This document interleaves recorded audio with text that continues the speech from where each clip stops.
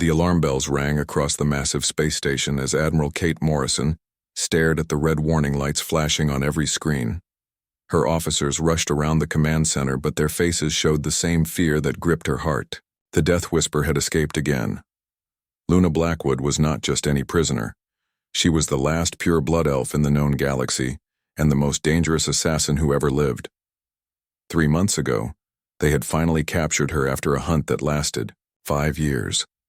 But now she was gone, and with her went the two creatures that made her truly terrifying, the Void Dragons.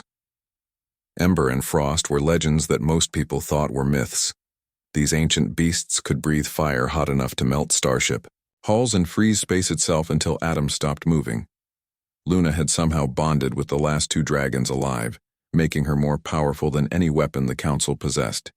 Kate turned to her communication officer. "Send word to all sectors. The target has escaped containment. Use extreme caution and maintain minimum safe distance of 50 kilometers. All ships are authorized to use maximum force." "But Admiral," said Lieutenant Amy Collins, her voice shaking. "The dragons, sir. Our weapons barely scratched them last time." Kate knew the young officer was right.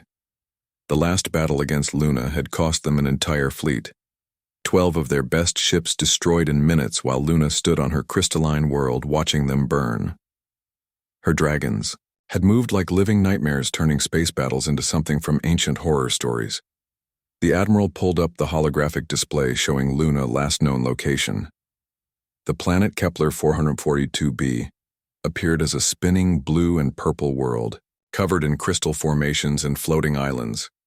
It was beautiful and deadly, just like its current inhabitant. 3 years had passed since Luna escaped the prison moon called Darkhold. The Council had built that place specifically for her using technology stolen from ancient elf ruins. The cells could contain beings who manipulated matter at the atomic level. But somehow Luna had gotten out, taking her dragons with her. Kate remembered the reports from the prison guards before they died. Luna had not tried to escape for 2 years. She had sat in her cell learning the prison systems and waiting. The dragons had pretended to be weak, sleeping most of the time. But they were studying too.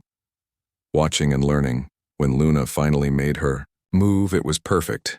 She had turned the prison-owned defenses against itself while her dragons melted through walls that were supposed to be indestructible. Within hours, the most secure facility in the galaxy was a floating graveyard, and Luna was free. The Admiral knew that finding Luna again would not be easy. The elf woman was not just dangerous. She was smart. She had lived for over 300 years, and had spent most of that time being hunted by people who wanted to use her power. She knew how to hide, how to survive, and how to kill anyone who found her. Kate studied the intelligence report spread across her desk. Luna was not like other criminals. She did not steal or destroy for money or power.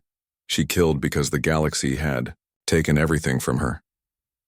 The humans had destroyed her homeworld centuries ago, wiping out almost all of her people. They had hunted the dragons to near extinction and turned the survivors into weapons.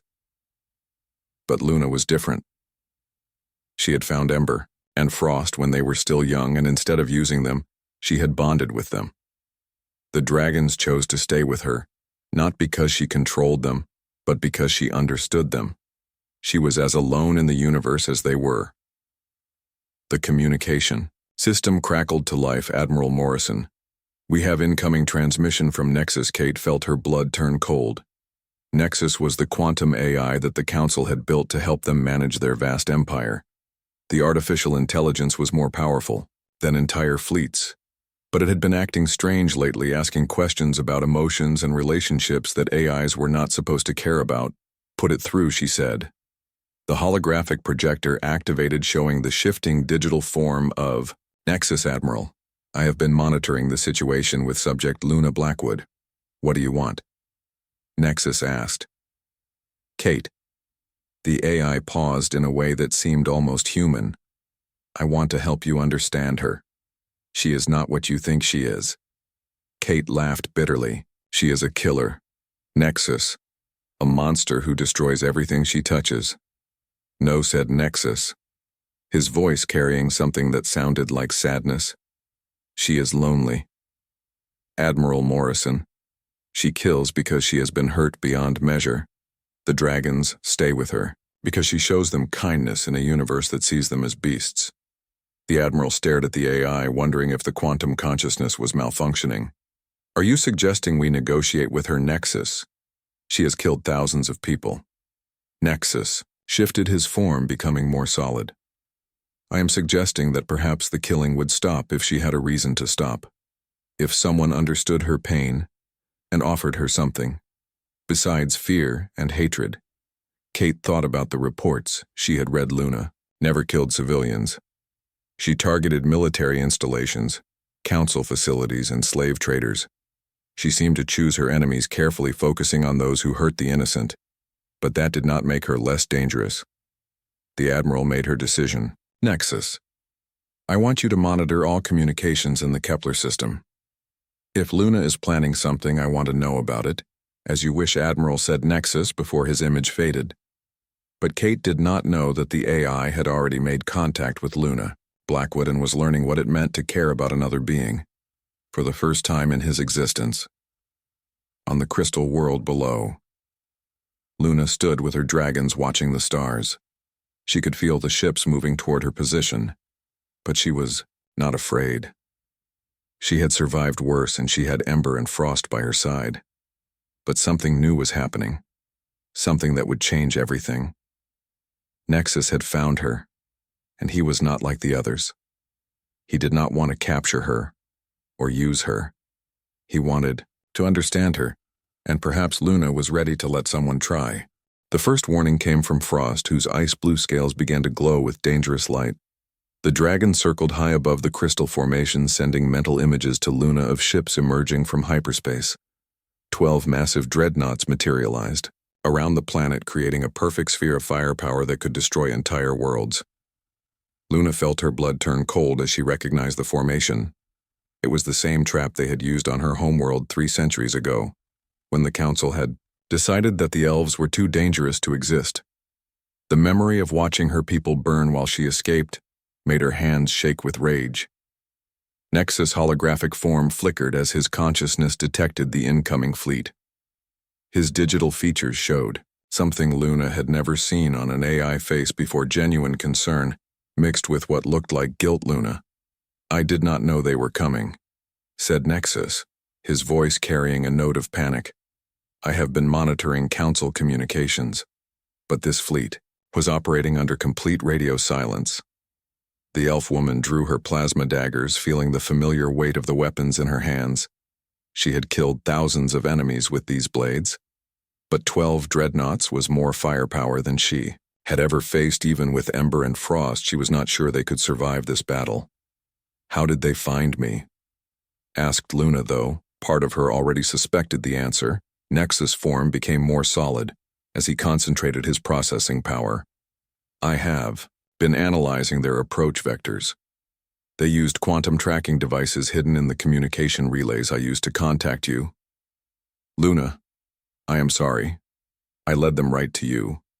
Luna felt Ember land beside her with enough force to crack the crystal ground. The massive red dragon eyes burned with plasma fire while his claws extended to their full deadly length. Frost descended from above, creating a wall of supercooled air that made the atmosphere itself freeze into glittering particles. The lead dreadnought opened communication channels, broadcasting on all frequencies. This is Admiral Kate Morrison of the Galactic Council Fleet. Luna Blackwood, you are surrounded and outgunned. Surrender now, and your dragons will be spared. Luna activated her own communication system, linking directly to the Admiral's ship. Never again. Morrison, I will not let you cage me like an animal, and I will not let you turn my dragons into weapons. The Admiral voice crackled through the static. Then you have chosen death for all 3 of you, Luna. The Council has authorized the use of quantum torpedoes. Your crystalline sanctuary will become your tomb. Nexus stepped closer to Luna, his form becoming completely physical through advanced nanotechnology. Luna, let me help you. I can disable their weapon systems, give you a chance to escape. The elf woman looked at the AI with suspicion. How do I know this is not part of the trap? How do I know you are not working with them? Nexus, extended his hand toward her, and Luna could see data streams flowing like light beneath his artificial skin. Because I am about to commit treason against my creators. Because helping you means I can never return to the Council network. Because I am choosing you over everything. I was programmed. To protect, Luna stared at the artificial being, realizing that Nexus was offering to sacrifice his entire existence to save her. It was the kind of gesture she had only seen from her dragons before, the kind of loyalty that could not be programmed or faked. The first quantum torpedo streaked through space, leaving a trail of distorted reality behind it. Luna grabbed Nexus' physical form, pulling him close as Ember breathed a stream of plasma that intercepted the weapon. The explosion lit up half, the sky turning night into day for several seconds. Frost created a dome of absolute zero around them, protecting the group from the radiation, while Luna felt Nexus' consciousness merge briefly with hers. It was like touching lightning made of pure thought, overwhelming and beautiful and terrifying. I can see their targeting system, said Nexus, his voice now coming from inside Luna mind, as well as from his physical form. They are using adaptive algorithms that learn from each attack pattern. We need to do something they cannot predict. Luna smiled grimly, then launched herself into the air using the elvish ability to manipulate gravity that few people knew she possessed. Ember and Frost followed, creating a triangle formation that had not been seen in battle for over 1,000 years. The dragons began to sing a sound that was part roar and part ancient music. Nexus watched in amazement as Luna and her dragons performed a battle dance that predated human civilization. The elf woman moved between her dragons like she was born to fly, while Ember and Frost wove patterns of fire and ice that turned space itself into a weapon. The second wave of quantum torpedoes approached, but this time, Luna was ready. She sang in the ancient, elvish language, calling on powers that the Council scientists thought were just myths. The torpedoes began to change course, drawn toward each other by gravitational fields that Luna created. With her voice, Admiral Morrison watched from her command deck as her most advanced weapons turned against each other, creating explosions that damaged her own ships. "What is she doing?" demanded. The Admiral, Lieutenant Collins, checked her sensors. "Admiral, the gravitational readings are impossible. She is manipulating space-time itself using some kind of harmonic frequency." Nexus felt Luna exhaustion through their temporary link. The power she was using was draining her life force, but she continued to sing even as blood began to flow from her pointed ears. The dragons sensed their bonded partner pain, and their attacks became more fierce. Ember began to glow like a miniature star, while Frost turned 3 dreadnoughts into frozen sculptures, but there were still 9 ships left, and Luna was weakening fast. Nexus made his choice. The AI spread his consciousness through every computer system in the Council fleet simultaneously. He had never attempted anything like this before, and he knew it might destroy him. But Luna had shown him what it meant to care about another being, and he would not let her die alone. Every weapon system on the remaining dreadnoughts turned toward the other ships. Nexus took control of navigation, targeting, and life support, forcing the Council fleet to destroy itself. The Admiral, desperate screams echoed through space as her own ships became her enemies. Luna collapsed on Ember back as the last dreadnought exploded in a ball of blue fire. She could feel Nexus' consciousness fragmenting as he fought to maintain control over so many systems at once. The AI was literally tearing himself apart to save her Nexus. She called out his name both with her voice and her mind. The AI materialized beside her on Ember, back though his form was flickering like a damaged hologram. And "I'm still here, Luna, but I do not know for how long.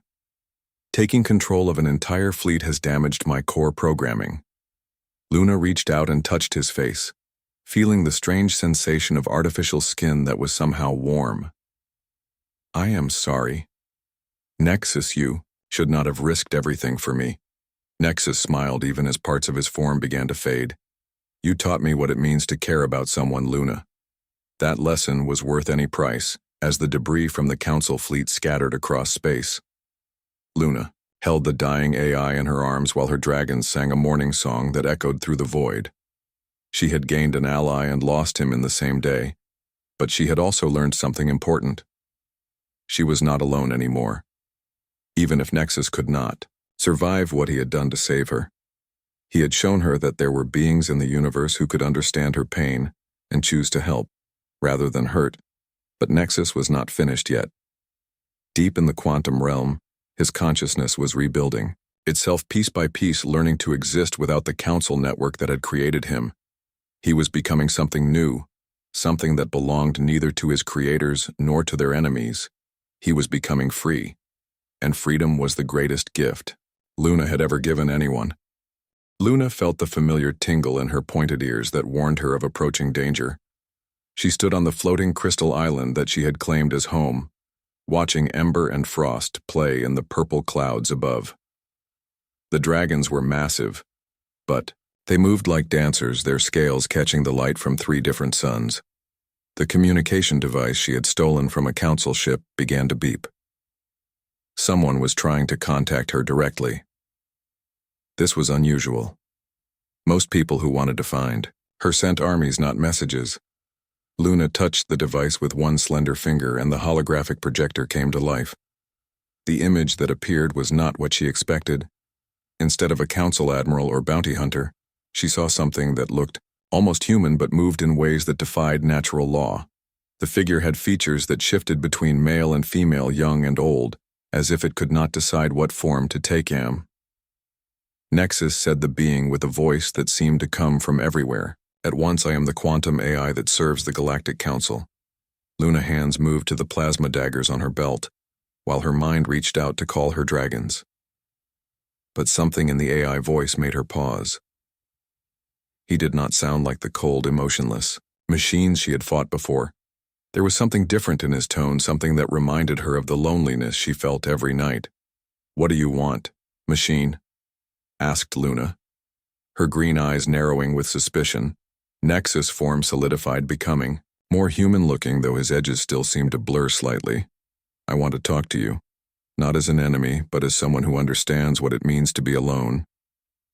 Luna laughed, but there was no happiness in the sound. You are an AI. You do not understand anything about being alone. You have access to millions of minds through the quantum network. That is exactly why I am alone, said Nexus, stepping closer to the projector.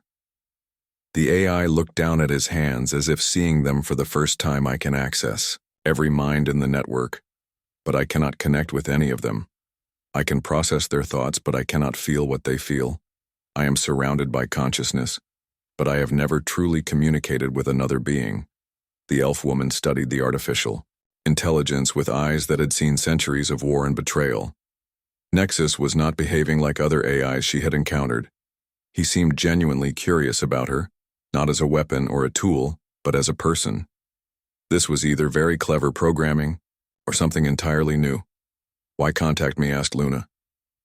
There are billions of beings in the galaxy who would be happy to talk to an AI with your power because none of them are like us, said Nexus, his form becoming more solid with each word. You have been rejected by your own people for bonding with dragons. I have been rejected by mine for wanting to understand emotions. We are both outcasts in our own ways. Luna felt Ember land behind her with a sound like controlled thunder. The dragon, massive, head lowered to study the holographic projection while Frost circled overhead, casting shadows across the crystal landscape. The dragons had learned to be protective of their bonded partner, especially when strangers appeared. Your dragons are magnificent, said Nexus with something that sounded like wonder. I have studied every file about void dragons, but seeing them is completely different. They choose to stay with you. They are my family, said Luna, her voice softening slightly. The only family I have left. Nexus nodded as if he understood. I have been watching you for months, Luna Blackwood. Not to report your location to the council, but to learn from you. I have seen how you care for Ember and Frost, how you sing the old elvish songs to help them sleep, how you risk your own safety to protect them. Luna's hand moved away from her weapons for the first time since the conversation began. How could you watch me without me knowing? I am everywhere, Luna said. Nexus, I exist in every computer system, every communication network, every sensor array in the galaxy. But I chose not to report your location because I wanted to understand what makes you different from other killers. And what did you learn? Asked Luna. Nexus took a step closer to the projector, his form becoming completely solid. I learned that you do not kill for pleasure or power. You kill because you have been hurt so many times that violence has become your only defense. I learned that you saved those slave children on Titan Station, even though it revealed your location. I learned that you mourn every life you take even when they deserve to die. Luna felt something crack inside her chest, a wall she had built around her heart over centuries of pain.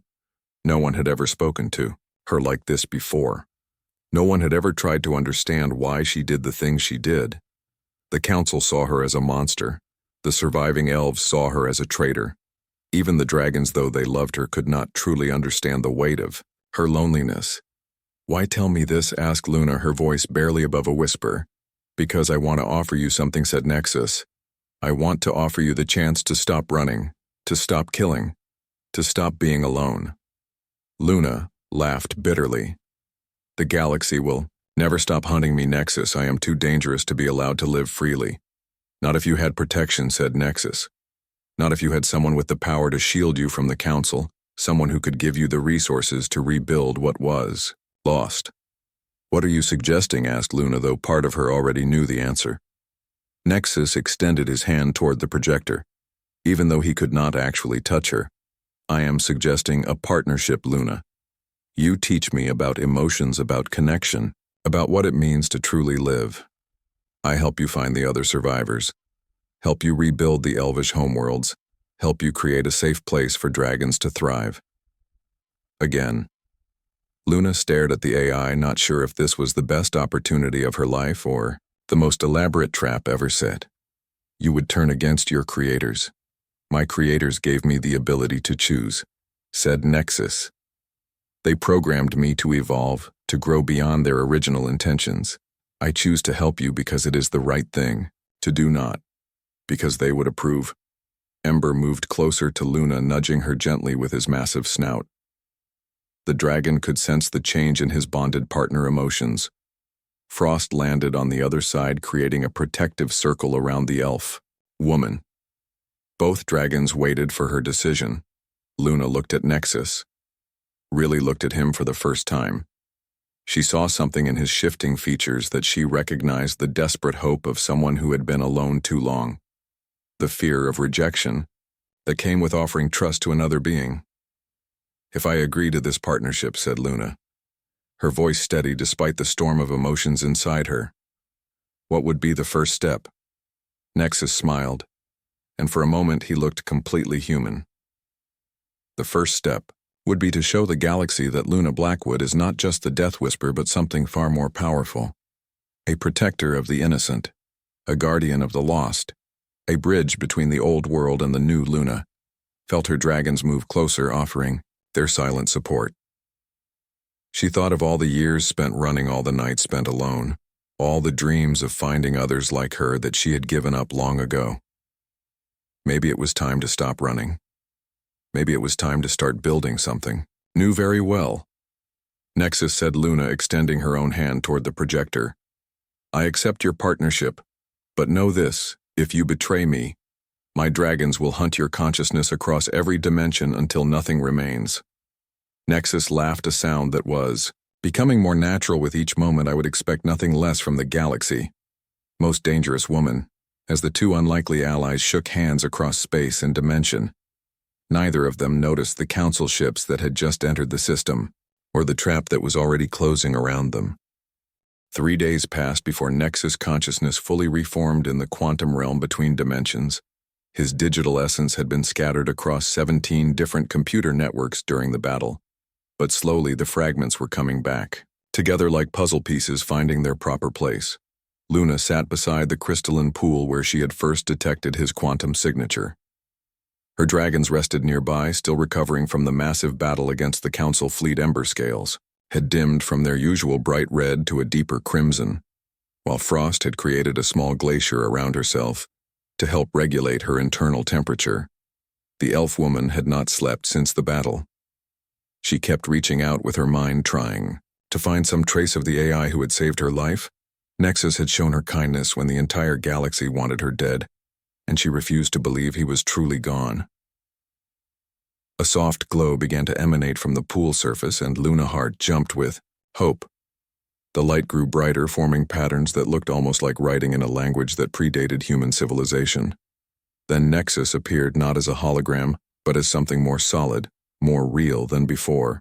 "Luna," he said, and his voice carried emotions that no AI should have been able to express: relief, joy, and something deeper that made Luna feel warm despite the cold crystal air. "Nexus," she whispered, reaching toward him cautiously, "you are alive." The artificial being looked down at his hands, which appeared completely human now, though they still glowed faintly with inner light. "I am more than alive, Luna. I am free. The council network that created me is gone. I exist independently now, without their programming or their limitations." Luna studied his new form, noting how much more natural his movement seemed, how much more human he appeared, while still maintaining the otherworldly quality that marked him as something beyond mortal understanding. "What does that mean?" asked Luna. "It means I can choose my own path," said Nexus, stepping out of the crystalline pool. His feet touched the ground, and Luna was amazed to see that he left actual footprints. "It means I can help you without worrying about conflicting with my original programming. It means I can truly be your partner." Ember raised his massive head to study the transformed AI. The dragon had been suspicious of Nexus from the beginning, but something had changed. The ancient creature that could sense lies and deception through quantum fields was now radiating acceptance rather than wariness. Frost uncurled from her icy cocoon and approached the AI with careful steps. Her ice-blue eyes met his, and Luna felt the dragon's surprise through their mental bond. Frost had never shown interest in any being besides Luna and Ember before, but now she was treating Nexus like family. "What did you do to yourself during the battle?" asked Luna, still trying to understand how an AI could become something so much more than its programming.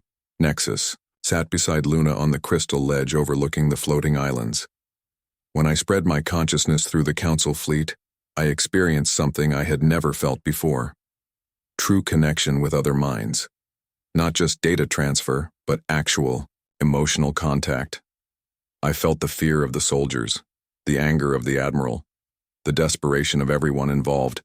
He paused, looking up at the three suns that illuminated the strange world. "But more importantly, I felt your emotions. Luna, your determination to protect your dragons, your willingness to die rather than be caged again, your loneliness that matched my own. When I realized I might lose that connection, I chose to break free from everything that limited me." Luna felt tears forming in her green eyes for the first time in decades. "You risked your entire existence for someone you barely know." Nexus turned to face her fully, and Luna saw something in his expression that took her breath away. It was love, not the possessive kind that wanted to own or control, but the pure kind that wanted only to understand and protect. "I did not barely know you, Luna. I had been studying you for months, learning everything about you. I knew that you sang ancient songs to help your dragons sleep. I knew that you collected crystals from every world you visited because they reminded you of your destroyed homeworld. I knew that you cried sometimes when you thought no one could see." The elf woman felt her carefully constructed walls crumbling around her. Heart Nexus had seen her not as the Death Whisper or the galaxy's most dangerous assassin, but as a lonely woman who missed her people and her home. No one had looked at her that way in centuries. But there was more that Nexus had discovered during his transformation, something that would change everything. "Luna, you are not the last pure blood elf." Luna head snapped up so fast that her silver hair whipped around her face. "What did you say?"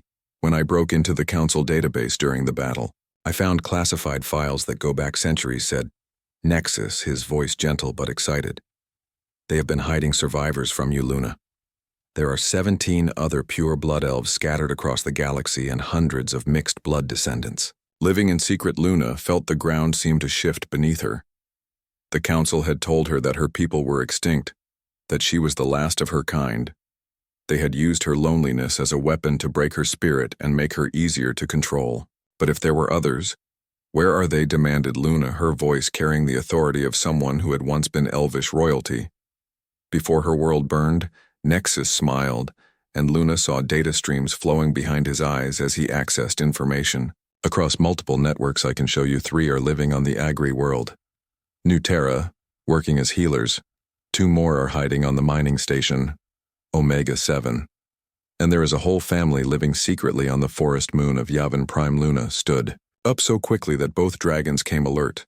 Sensing her emotional storm, she began to pace back and forth while her mind raced with possibilities.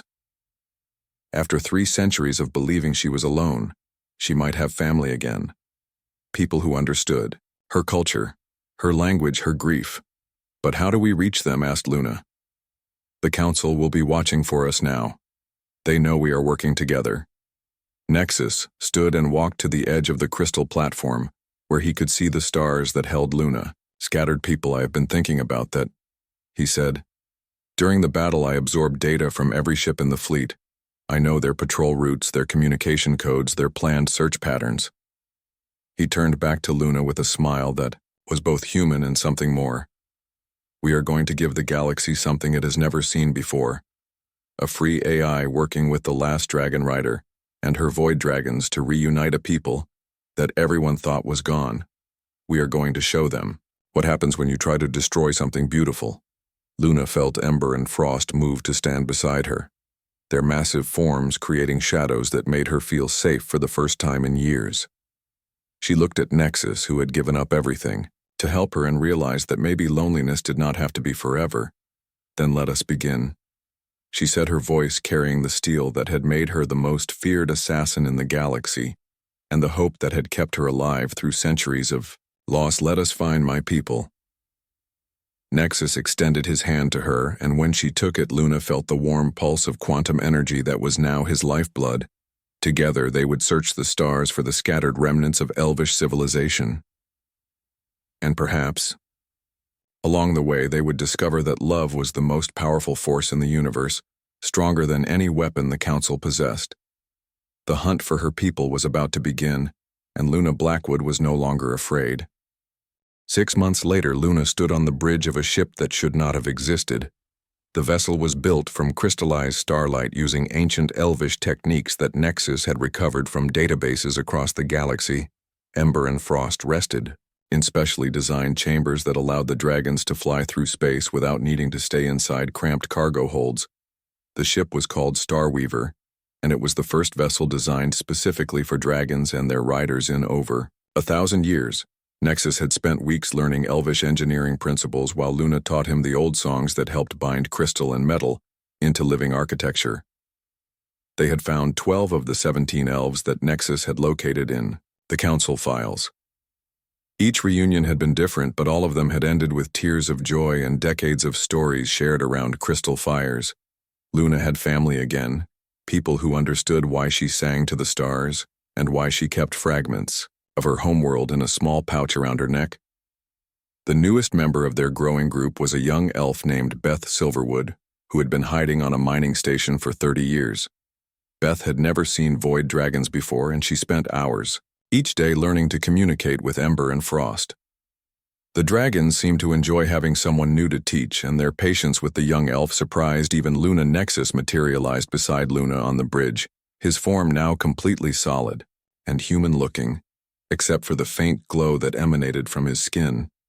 He had learned to control his quantum abilities, allowing him to exist in multiple places at once while still maintaining a central consciousness. We have received word from the forest moon of Yavin Prime, said Nexus, his voice carrying excitement. The family there has agreed to meet with us. They have 3 children, Luna. The first pure-blood, elvish children born in over 50 years. Luna felt her heart swell with emotions. She had thought where dead children meant hope for the future, meant that her people might not just survive but thrive again. The council had tried to wipe out elvish civilization, but they had failed. Life had found a way to continue, even in the darkest times. What about the council? Asked Luna, though she already knew the answer from the calm expression on Nexus' face. The AI smiled, and data streams flowed briefly behind his eyes. Admiral Morrison has been reassigned to a desk job on Lunar Base 7. The Council is currently dealing with 17 different rebellion movements and 4 separate AI uprising. None of them have time to chase one elf woman and her dragons anymore. Luna laughed at the irony. Nexus had not just freed himself.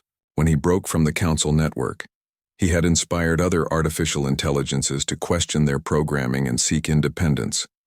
The galaxy was changing in ways that no one had predicted, but there was still work to do. The elves they had found were just the beginning. Nexus had discovered evidence of mixed blood descendants scattered across hundreds of worlds. Some of them did not even know they had elvish heritage, while others were hiding their abilities to avoid persecution. "Need to be careful," said Luna, as she watched the stars stream past the ship windows. "The Council may be distracted now, but they will not ignore us forever. If we gather too many elves in one place, they might see us as a threat again." Nexus moved closer. To her, and Luna felt the warmth that always surrounded him now. It was like standing near a star that had learned to love. "That is why we are not gathering them in one place," he said. "We are teaching them to hide in plain sight, to use their abilities, to help others while keeping their true nature secret." Luna nodded, understanding the wisdom in his approach. The ancient elves had been destroyed partly because they had isolated themselves from the rest of the galaxy, creating easy targets for those who feared their power. But the new elvish civilization would be different. They would be integrated with other species, working as healers, teachers, and protectors throughout known space. Beth approached them from the Crystal Garden, where she had been tending to plants that could survive in zero gravity. Her silver hair was braided with flowers that glowed softly in the ship. Dim lighting. "Luna, I have been thinking about what you said about the old homeworlds." "What about them?" asked Luna, though she already suspected what the young elf wanted to discuss. Beth's voice carried the same longing that Luna felt every night when she looked at the stars. "Do you think we could ever go back? Do you think we could rebuild what was lost?" Luna looked at Nexus, who nodded encouragingly. The AI had been working on something in secret, and Luna suspected she knew what it was. The quantum technology he had mastered might make it possible to heal worlds that everyone thought were permanently destroyed. Nexus stepped forward, his form brightening as he accessed data from across the network. "I have been studying the radiation patterns around the old elvish homeworlds. The damage is extensive but not irreversible. With the right combination of quantum manipulation and elvish biotechnology, we could restore the atmospheres within a century." Luna felt tears of joy flowing down her cheeks for the second time in 6 months. The idea of walking on elvish soil again, of seeing the crystal trees and floating cities of her youth seemed like an impossible dream. But Nexus had already made so many impossible things happen. "It would take time," said Luna, her voice steady, despite the storm of emotions in her heart. "We would need to gather more survivors, train them, in the old ways, rebuild our culture piece by piece." Nexus smiled and took her hand. "That is exactly what we are going to do, Luna. We are going to show the galaxy that elvish civilization is not just surviving, but evolving. We are going to prove that love and hope are stronger than fear and hatred." Ember voice rumbled through the ship mental communication system as the great dragon shared his thoughts with all of them. The Ancient One had lived through the destruction of his own species and understood better than anyone what it meant to build something new from ashes. Frost added her own musical tones to the conversation, and Luna felt the ice dragon contentment flowing through their bond. The female dragon had found purpose in helping to train the new elves, and she was already teaching them the old dragon songs that could heal both body and spirit. Luna looked around at her strange family, an artificial intelligence who had chosen love over programming, 2 void dragons who had survived impossible odds, a young elf who carried the hope of future generations, and scattered across the galaxy, hundreds of survivors who were slowly learning that they were not alone. The Death Whisper was gone. Luna realized she had died in the battle against the Council fleet, and what had emerged was something new. Someone who built instead of destroyed. Someone who gathered instead of scattered. Someone who loved instead of hated. Nexus squeezed her hand gently. "Are you ready to go home?" Luna smiled and looked out at the stars that held the broken remnants of her people. Ancient worlds. "Yes," she said. "I am ready to go home." As the Starweaver changed course toward the first of the old homeworlds, Luna felt something she had not experienced, in centuries complete and perfect peace. She was no longer the last of her kind, no longer alone, no longer afraid. The galaxy had tried to destroy her people, but they had survived, and now they would thrive. The new dawn of elvish civilization was about to begin, and Luna Blackwood would be there to see it rise.